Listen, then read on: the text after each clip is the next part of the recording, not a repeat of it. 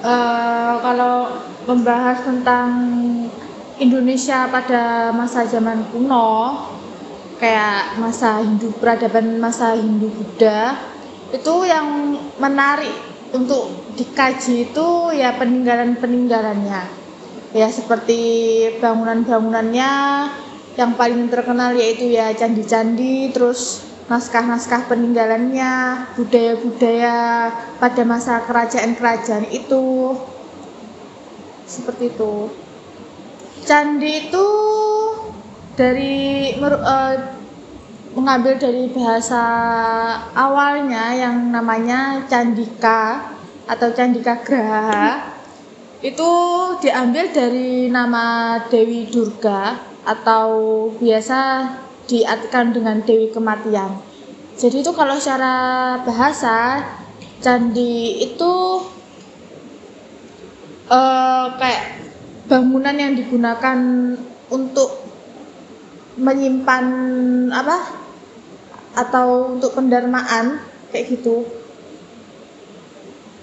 Kalau yang menarik dari candi itu sebenarnya banyak. Soalnya kalau dilihat dari per masa, yaitu masa Hindu Buddha,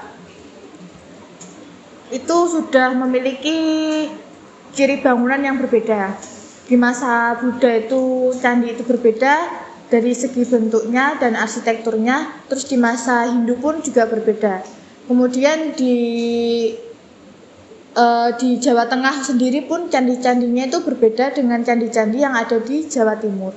Kalau candi itu awalnya itu meniru bangunan yang ada di India. Kalau di India itu kan namanya kuil.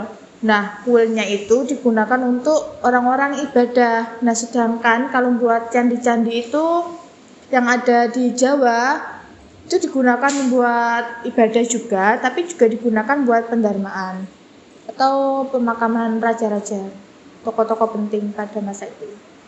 Kalau buat di Nusantara atau di Jawa, candi buat khusus buat peribadatan aja, itu pun juga ada.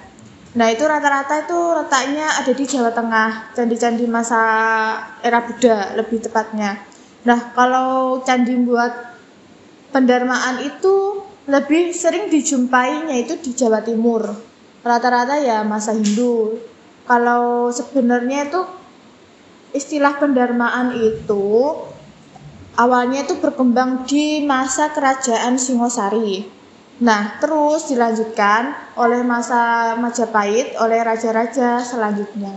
Tapi di Jawa Timur sendiri pun juga ada candi yang khusus emang buat peribadatan. Nah, itu namanya Candi Jolotundo. Nah, candi itu berdiri pada era kerajaan Airlangga atau era kerajaan Kedirian kayak gitu. Jadi kalau membahas tentang Jawa Timur, ada salah satu kerajaan yang terkenal atau menjadi ikon pada saat itu namanya itu Kerajaan Majapahit. Nah, Kerajaan Majapahit itu memiliki raja ya yang besar pula namanya, atau bisa dikatakan pada masa itu Majapahit mengalami puncak kejayaan, itu namanya Raja Hayam Wuruk. Nah, kemudian Raja Hayam Wuruk ini wafat. Nah, wafatnya itu berdasarkan naskah-naskah yang saya temui itu didharmakan di Candi Ngetos. Nah, Candi Ngetos ini berada di Desa Ngetos di Kabupaten Nganjuk. Nah, kalau mau bercerita tentang Candi Ngetos itu didirikan di dekat pegunungan atau lebih tepatnya di lereng Gunung Wilis di daerah Ngetos sana. Nah, kalau dari segi tempatnya itu candi-candi secara umum, Candi Ngetos pun sama juga. Kalau dari tempatnya dia terletak di daerah yang dekat dengan sumber mata air, terus juga dekat dengan di tanah-tanah subur. terbukti kalau di Desa Ngetos itu banyak persawahan, juga banyak perkebunan. Namun kalau Desa Ngetos saat ini tuh lebih padat dengan aktivitas penduduk. Kemudian kalau dari bangunannya Candi Ngetos, sekarang itu kondisinya sendiri pun udah sangat memprihatinkan ya, soalnya beberapa hiasan atau beberapa bentuknya itu kayak udah banyak yang hilang.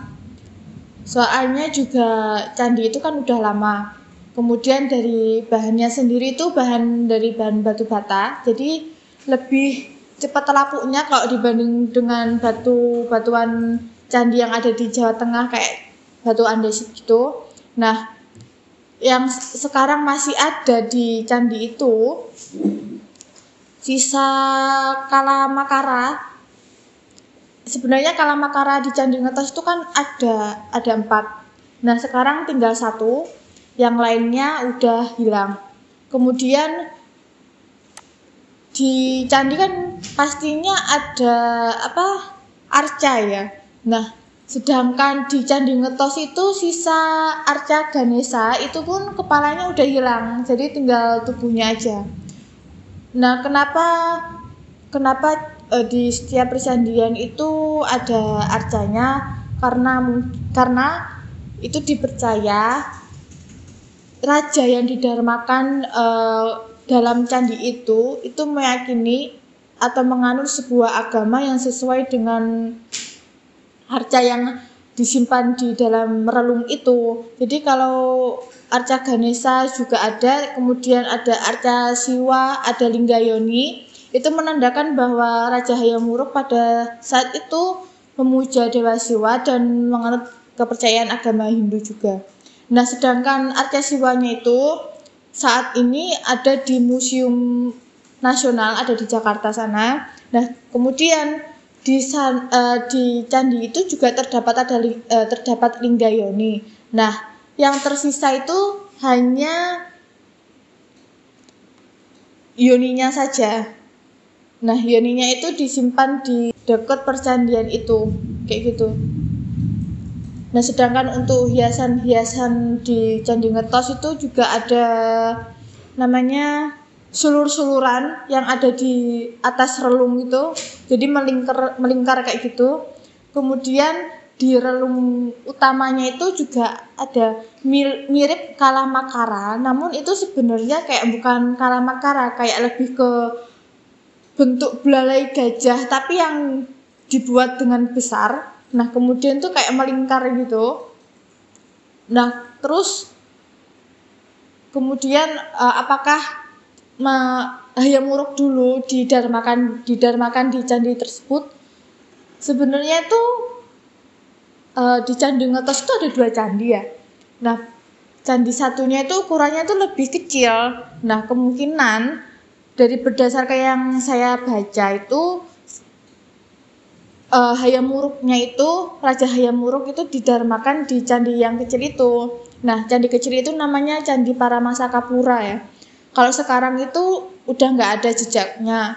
Cuma keterangan-keterangan dari ahli-ahli seperti Raffles dan Angie Krom itu sempat disinggung dalam buku-bukunya, seperti buku History of Java sama buku yang menceritakan tentang peradaban Hindu-Buddha di Jawa. Itu menjelaskan keberadaan Paramasakapura saat itu.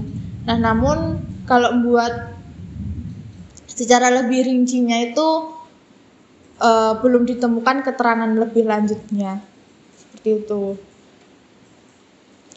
Kemudian untuk pembangunan candi itu kiranya itu sama juga kayak candi-candi yang lain. Nah, Candi Ngetos sendiri itu sebelum candi itu didirikan itu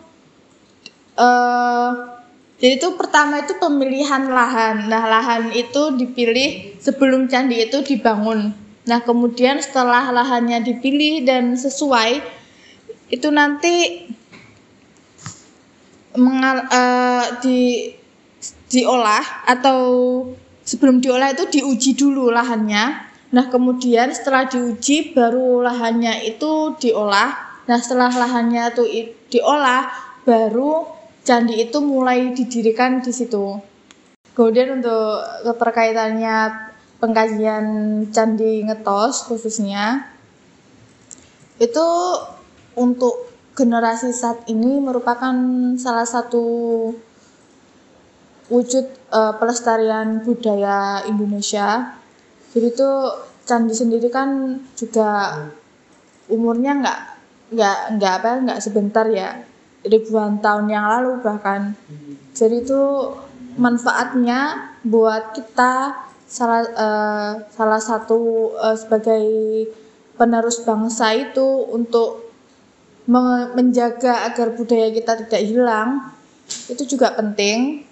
Jadi selain kita lebih mengetahui budaya sendiri, kita juga mendapat banyak ilmu. Soalnya dalam pengajian candi sendiri itu ada pesan-pesannya yang dapat kita ketahui apabila kita mau menelaah lebih lanjut lagi. Mulai dari relief-reliefnya sendiri, cerita-ceritanya itu, juga bahkan dari hiasan-hiasan itu, mengapa hiasan itu dibuat, itu sendiri juga ada pesannya gitu.